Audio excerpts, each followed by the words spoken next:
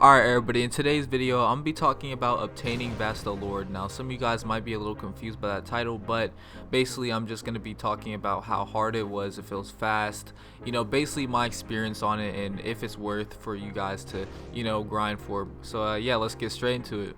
So as you guys know, getting Vastocar, by the looks of it, I'm saying the requirements are kind of crazy for it.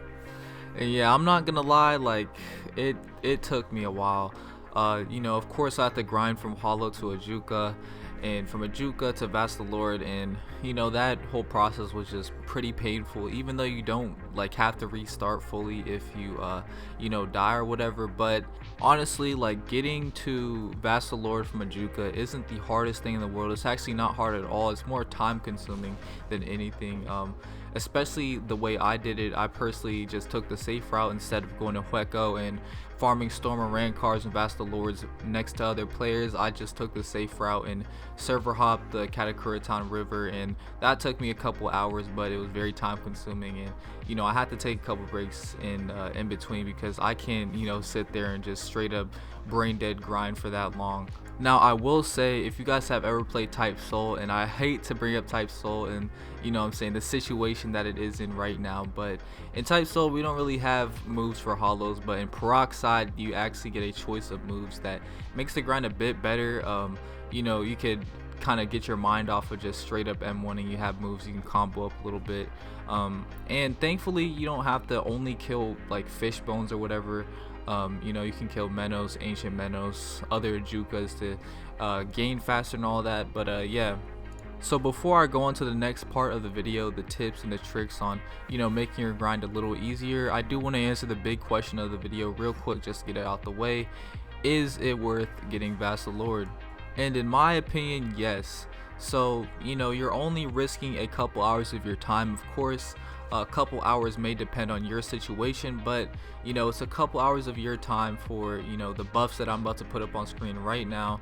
So yeah, at the end of the day, like, you're gonna have a much easier time leveling up as an Rancor, and you're gonna have much more build potential than any other race would have, especially with the extra levels and the more HP. You're gonna have much more moves to your arsenal without having to use a skill reset every time. So yeah, I think it's pretty worth it. If you guys have any more concerns or any questions in the comments, further explaining and helping you guys understand why it's worth it, just let me know and I'll answer your questions gladly. So yeah, now on to the next part of the video.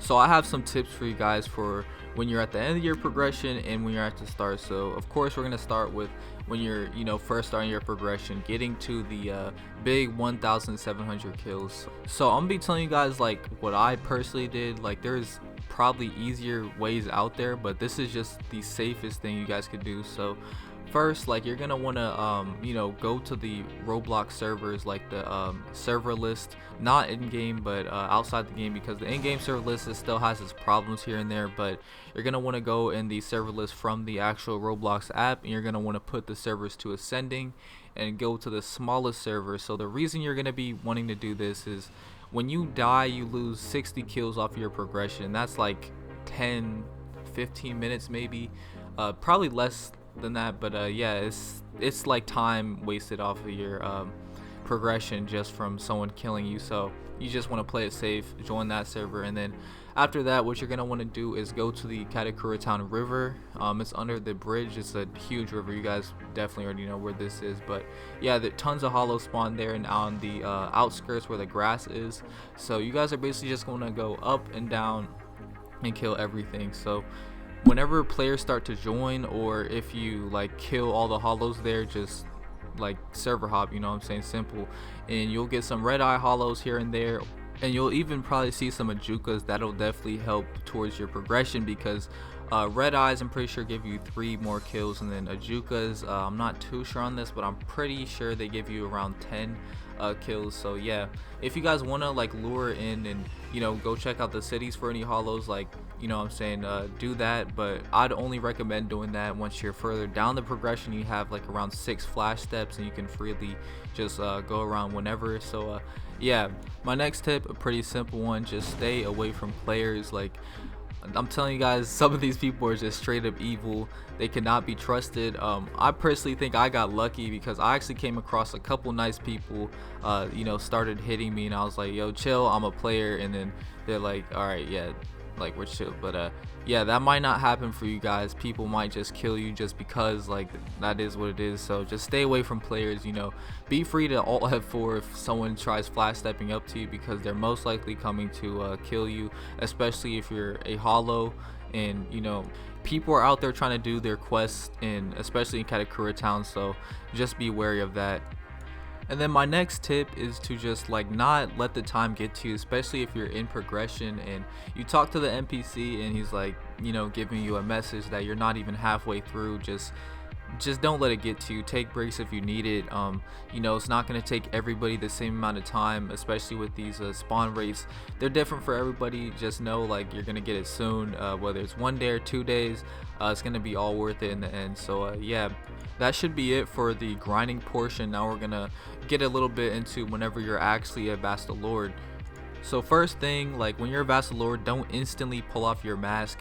There's some moves you can only get when you're a Vasto Lord, like Sero, Screw Us I think it's called, and you can get Hero as you're in a rank card, but like, what I'm saying, you're gonna want the free moves because they actually transfer over whenever you rip the mask off. So you're gonna want to go to Kisuke, and then you're gonna just want to reset all your stats, and yeah, you'll basically have a full move set that'll carry over to help your rank card build grind much easier. So next thing, this is pretty much optional. If you want to have a bit of an easier grind and you want some accessories and you want to do some invasions a little bit earlier while you're a Vasto Lord, you should be of level to freely do your invasions or whatever. So if you want some more levels and you want some accessories to help you on your rank card grind, be free to do some invasions. It won't hurt that bad. Especially if you're not ready to rip your mask off and reset your progression and go back to brain dead grinding. What I'm saying, just go do a couple invasions. It won't hurt. But yeah, guys, that's about it for the tips. I hope this helped you out. If you had any concerns, and if you guys have any more questions, just let me know in the comments and I'll try my best to answer them. And yeah, that's about it for today's video. Peace.